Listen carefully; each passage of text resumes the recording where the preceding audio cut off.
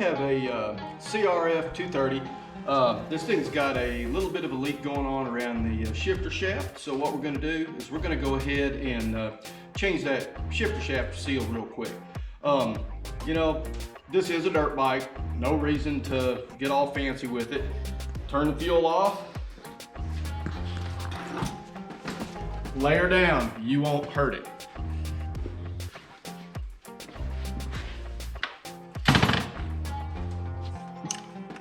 Just take your ratchet, loosen off your, this particular one has an 8mm screw on it. You don't know for sure what you've got until you do it. Now you want to pull, make sure you have to pull the bolt all the way out. If you don't, then it will definitely have an issue.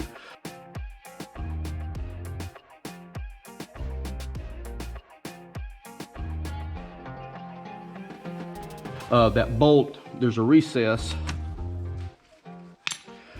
right here that holds that bolt in, okay?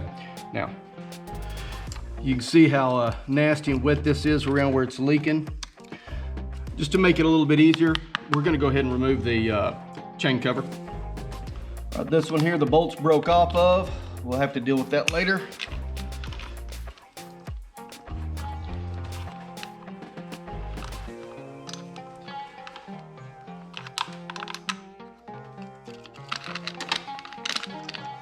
Alright, chain guide's out of the way. Or the chain guard, rather. You want to make sure you clear the dirt around this before you pull that seal. That seal's definitely leaking, it's nasty. So we're going to clean around it pretty good.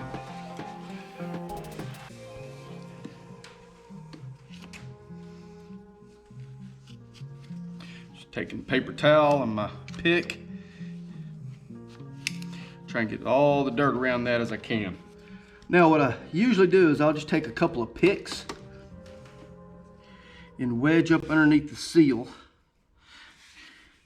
and start prying that seal out.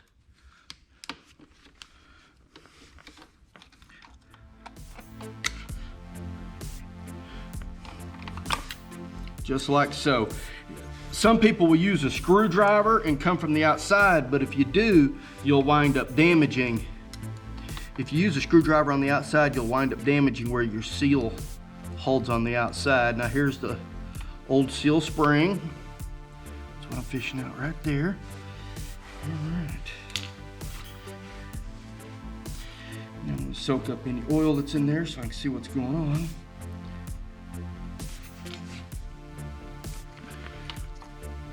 Make sure we don't have anything else that's going on besides the seal.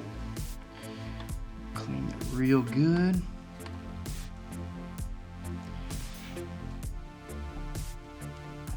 It looks good inside there. I'm gonna clean just a hair more. Take a real clean towel. Now that I've got most of the gunk out of it.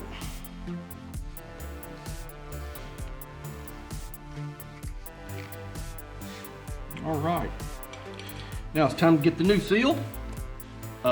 Factory seals are far better than most aftermarket seals. Now, if you'll look at the seal, it has a spring on the inside.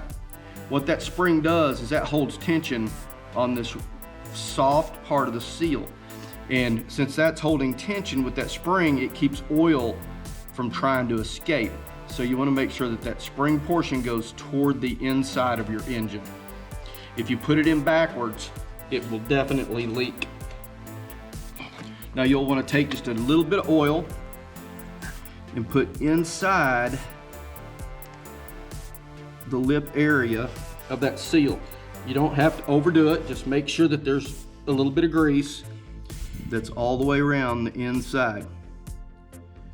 And what that does is as you shift, or if it's around a shaft, it allows that shaft to turn and keeps that seal lubricated. I'm wiping off any excess. There we go. And I'm gonna put just a little bit light and just a film around the outside of the shield, this seal. There's no pressure on this seal at all. So it'll definitely go in a whole lot easier if it's just real lightly lubricated. Some seals you really don't necessarily want to lubricate, but this one here, it's in a good place to do so. Just making sure the shaft's good and clean.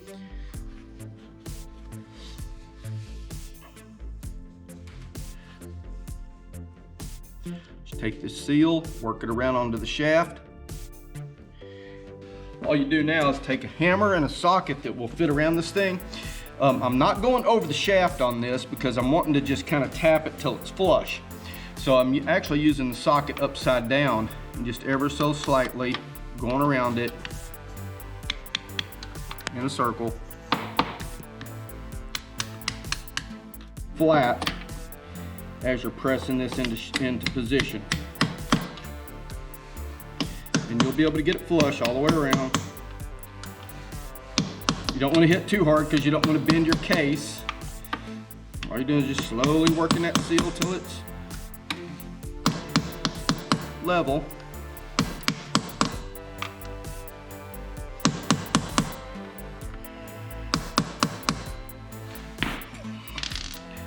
All right, nice and level.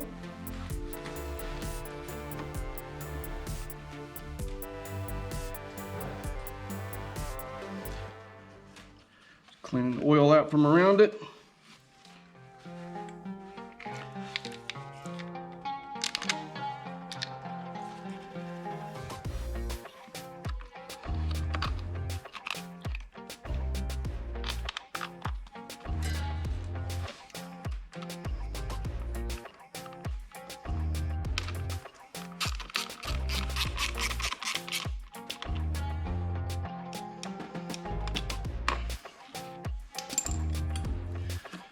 Put your shifter back on in the same position that it came off.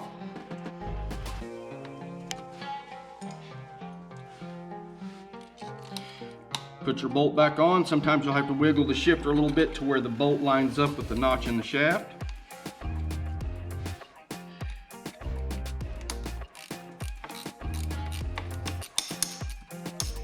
Now, this is one place you want to be a little careful. It's real easy to actually, if you over tighten these too much, then you'll wind up stretching the aluminum and it'll actually loosen off quicker. So you just want to get it to where it's clamped on nice and snug,